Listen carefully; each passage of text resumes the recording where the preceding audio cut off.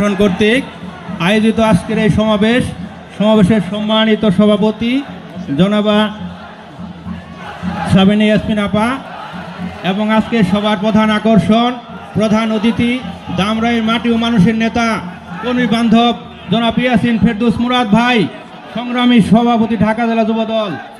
এখানে আর উপস্থিত আছেন ঢাকা জেলা ও ধামরাই বিএনপি ও এর অঙ্গ সংগঠনের সকল নেতাকর্মী। সবাইকে আমার আদাব।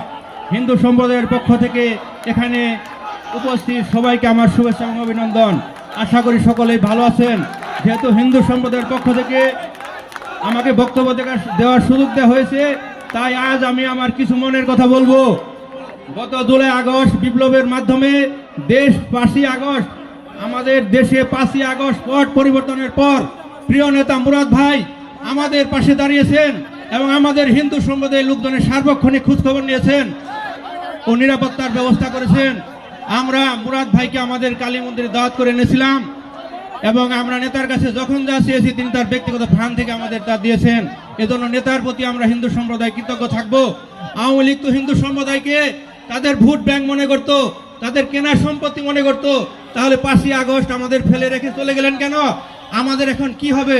কিন্তু দেখে যান, আমাদের কিছুই হয় নাই। আমাদের হিন্দু সম্প্রদায়কে দেখে রাখার জন্য কান্ডার হিসেবে আমরা মুরাদ ভাইকে পেয়েছি। সে আমাদের সার্বক্ষণিক পাশে দাঁড়িয়েছে, আমাদের নিরাপত্তার ব্যবস্থা করেছে। ভাইয়ের আমার বিপদে যে পাশে থাকে, ভাইয়ের আমার বিপদে যে পাশে থাকে সেই তো বন্ধু, সেই তো ভাই, সেই তো নেতা, সেই তো আমাদের নেতা, প্রকৃত নেতা মুরাদ ভাই। আমরা ধামরাইয়ের এমপি হিসাবে মুরাদ ভাইকে দেখতে চাই। হিন্দু সম্প্রদায় আপনার পাশে আছে নেতা। ফেসবুক ইউটিউব খুললেই একটা বক্তব্য প্রায় আমরা দেখতাম, খেলা হবে। হ্যাঁ, খেলা তো অবশ্যই হবে। আমরা মাঠে উপস্থিত, কিন্তু আপনারা তো মাঠে নাই। আমরা মাঠে উপস্থিত।